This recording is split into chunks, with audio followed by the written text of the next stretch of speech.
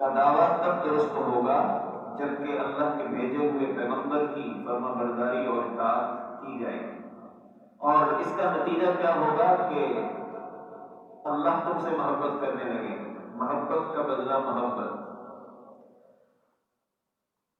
اور پھر اسی مضمون کی طرف لوٹا جا رہا ہے جو وفد نجران سے گفتگو کے حوالے سے ہے، اور حضرت عیسیٰ علیہ السلام کے تعارف سے پہلے کچھ دیگر انبیاء کا ذکر یوں کیا جا رہا ہے کہ اللہ تبارک و تعالیٰ نے حضرت آدم، حضرت نوح، آل ابراہیم، آل عمران کو دیگر لوگوں پر برتری اور فضیلت اور گویا انتخاب کا اعزاز بخشا ہے، اور یہ ایک دوسرے کی اولاد ہیں۔ چنانچہ آدم کی اولاد میں نوح، نوح کی اولاد میں ابراہیم، ابراہیم کی اولاد میں عمران اور آل عمران۔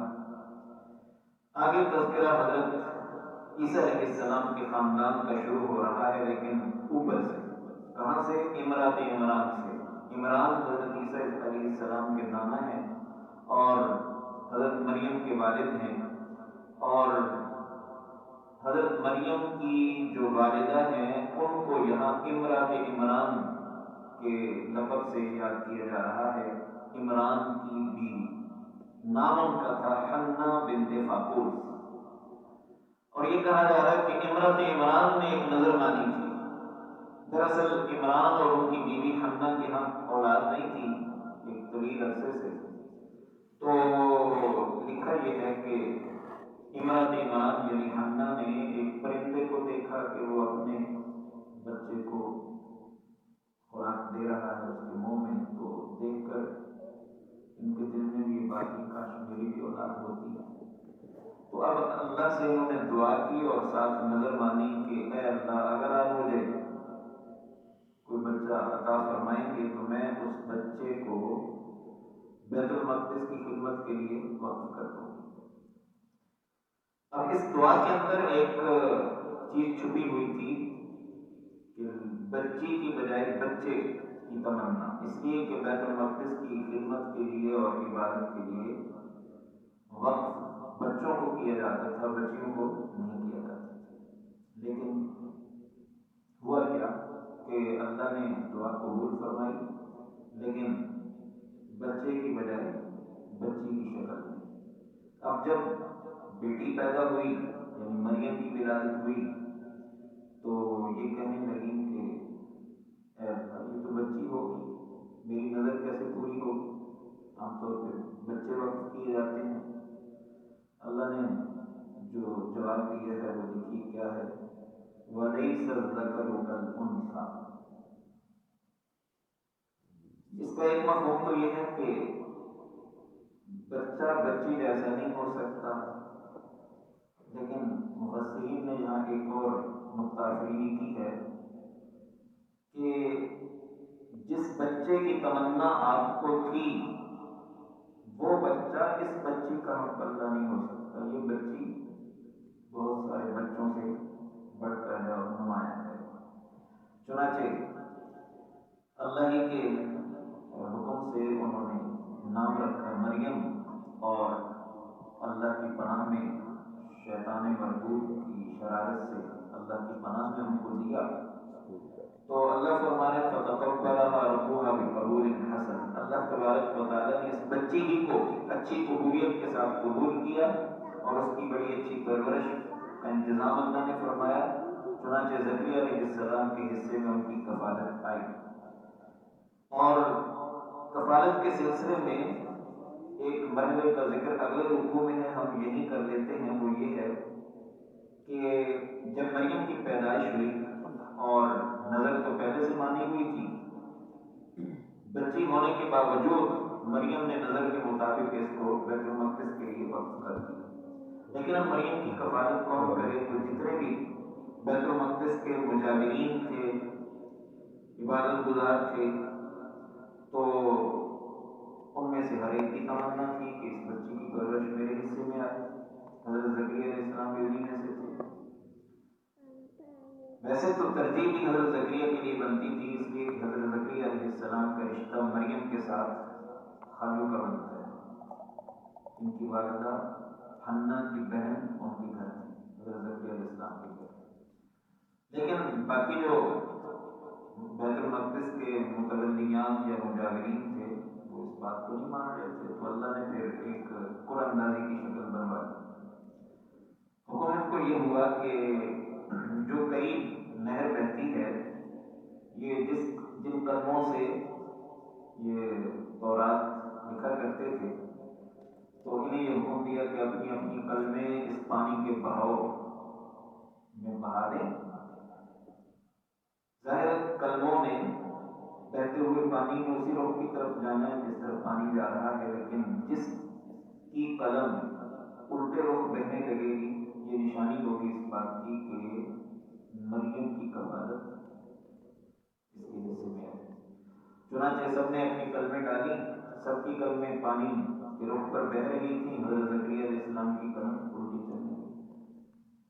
تو یوں حضرت زکریا علیہ السلام کے حصے میں مریم کی کفالت آئی. اب آگے یہ ذکر کیا جا رہا ہے کہ حضرت مریم کو زکریا علیہ السلام نے ایک بیت المقدس کے صحن میں کسی طرف کوئی کمرہ تھا، چوبارہ تھا اوپر، وہاں رہائش دے دی. یعنی پرورش کر کے جب وہ بڑی ہوگی تو ان کو وہاں رہائش دی. اور ایک کرامت ان کی دیکھی. وہ کرامت یہ دیکھی کہ حضرت زکریا جب بھی اس مکفل کمرے میں جہاں حضرت مریم کو چھوڑ کے آتے تھے واپس جاتے تو دیکھتے کہ بے موسمی پھل ان کے پاس ہے. یہ کرامت. حضرت زکریا علیہ السلام پوچھتے کہاں سے آئے؟ حضرت مریم کہتی میں نے دیکھا اللہ کی طرف سے. حضرت زکریا علیہ السلام نے ایک موقع پر یہ سوچتے ہوئے کہ جو اللہ مریم کو بے موسمی پھل ایک بند کمرے میں دے سکتا ہے تو وہ مجھے بے موسمی اولاد کیوں نہیں دے سکتا؟ حضرت زکریا کی ہاں کی اولاد نہیں تھی. تو حضرت زکریا علیہ السلام نے اللہ سے دعا کی کہ حب لی من لدنک ذریۃ طیبہ، یا اللہ مجھے پاکیزہ اولاد دیجیے. اللہ نے دعا قبول فرمائی. چنانچہ ایک دن اپنے عبادت خانے میں عبادت کر رہے تھے کہ فرشتے آ گئے اور انہوں نے ندا دی کہ اللہ آپ کو یحییٰ کی خوشخبری دیتے ہیں، یعنی بیٹے یحییٰ کی. اور ساتھ ان کی صفات کی ذکر کر دی کہ وہ اللہ کے کلمہ کی تصدیق کرنے والے ہوں گے، سردار ہوں گے، اور ازدواجی زندگی سے سروکار رکھنے والے نہیں ہوں گے، اور نیک لوگوں میں سے اور اللہ کے پیغمبر ہوں گے. اب زکریا علیہ السلام نے کہا انا یکون لی غلام وقد بلغنی الکبر وامرأتی عاقر، میرے ہاں لڑکا کیسے ہوگا؟ میں بڑھاپے کی عمر کو پہنچ چکا ہوں، بیوی بانجھ چلی آ رہی ہے. تو اللہ نے فرمایا کذالک اللہ یفعل ما یشاء، ایسے ہی ہوگا اور اللہ جو چاہتے ہیں کرتے ہیں. حضرت زکریا علیہ السلام نے شوق میں کہا اچھا ایسا اگر ہونا ہے تو اس کی کوئی نشانی؟ تو نشانی یہ مقرر کی گئی کہ پیدائش کے دن سے 3 دن پہلے سے آپ لوگوں سے کلام کرنا چھوڑ دیں گے. یعنی اللہ کی عبادت اور ذکر و تسبیح کے علاوہ اور کوئی کلام جو عام گفتگو والی ہوتی ہے وہ آپ نہیں کر سکیں گے. چنانچہ ایسا ہی ہوا اور حضرت یحییٰ علیہ السلام کی پیدائش ہوئی. آگے وہ مرحلہ ہے کہ جس کا ہم ذکر پہلے کر آئے ہیں. اس کے بعد حضرت مریم سے آگے حضرت عیسیٰ علیہ السلام کی ہونے والی ولادت کا تذکرہ یوں ہے کہ فرشتوں نے حضرت مریم کے پاس آ کر یہ کہا کہ اے مریم آپ کو بھی اللہ اپنی طرف سے ایک کلمہ کی خوشخبری دیتے ہیں کہ جن کا نام مسیح عیسیٰ ابن مریم ہوگا، دنیا میں آخرت میں بڑے باوجاہت ہوں گے اور مقربین میں سے ہوں گے، اور گہوارے میں پگوڑے میں بھی لوگوں سے کلام کریں گے اور ادھیڑ عمر میں بڑی عمر میں بھی لوگوں سے کلام کریں گے. یعنی جیسا کلام ادھیڑ عمر میں کریں گے ویسا ہی کلام، سمجھداری والا کلام او ای آ نہیں، سمجھداری والا کلام وہ نو مولودیت کی حالت میں بھی کریں گے. چنانچہ یہاں جو عیسیٰ ابن مریم کا لقب ہے کلمۃ منہ، اللہ کا ایک کلمہ، اس سے کیا مراد ہے؟ اس سے مراد یہ ہے کہ ویسے اللہ نے ایک یہ دنیا اسباب کے تحت بنائی ہے، تو بچے کی پیدائش کے اسباب کیا ہیں؟ ازدواجی زندگی، لیکن عیسی ابن مریم کی ولادت بغیر باپ کے جو ہو رہی ہے تو اسباب پورے نہیں ہیں۔ اسباب کے ساتھ اللہ کا امر کن ہوا کرتا ہے، اللہ کا کلمہ کن ہوتا ہے، جس کے نتیجے میں کوئی نیا وجود ہوتا ہے۔ تو حضرت عیسیٰ ابن مریم کی ولادت کے سلسلے میں اسباب تو پورے ہیں نہیں، اب ان کی ولادت پھر بھی ہو رہی ہے تو اس کا مطلب یہ کہ اللہ کے صرف کلمہ کن سے ہو رہی ہے، تو یہ گویا اللہ کا کلمہ ہے کا مطلب یہ کہ اللہ کے کلمہ کن سے وجود میں آنے والا۔ تو حضرت عیسیٰ ابن مریم کے حوالے سے یہ خوشخبری جیسے تعجب کا اظہار زکریا علیہ السلام نے کیا تھا ویسے ہی مریم نے بھی کیا اور کہا کہ میرے ہاں اولاد کیسے ہوگی، مجھے تو کسی بشر نے چھوا تک نہیں، ٹچ تک نہیں کیا۔ تو جواب یہ دیا گیا کہ اللہ جب کسی کام کا فیصلہ کر لیتے ہیں تو بس کہہ دیتے ہیں کن ہو جا فیکون، وہ ہو جاتا ہے، لہذا اللہ کی قدرت سے ایسا ہوگا۔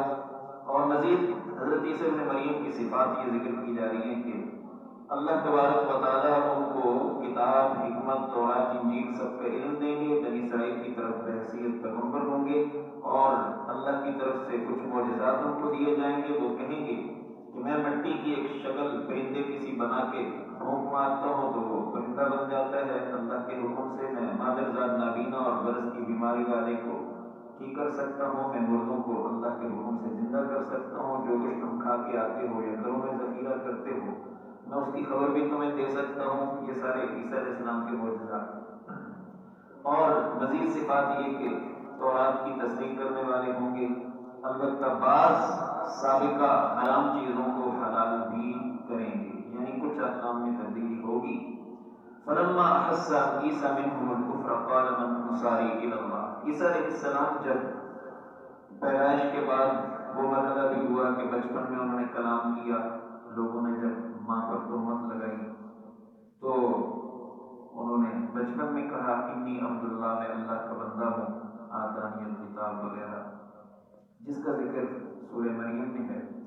تو یہاں یہ ہے کہ عیسیٰ علیہ السلام جب بڑے ہو گئے اور اللہ نے پیغمبری سے نواز دیا تو یہود ان کے دشمن بن گئے۔ اب یہود کی طرف سے جب کفر سامنے آیا تو اس موقع پر حضرت عیسیٰ ابن مریم نے ایک آواز لگائی، من انصاری الی اللہ، اللہ کے راستے میں اور اللہ کی طرف میرے مددگار کون ہوں گے؟ تو حواریین نے کہا نحن انصار اللہ، ہم ہیں اللہ کے مددگار۔ یہ حواریین کون ہیں؟ یہ ہیں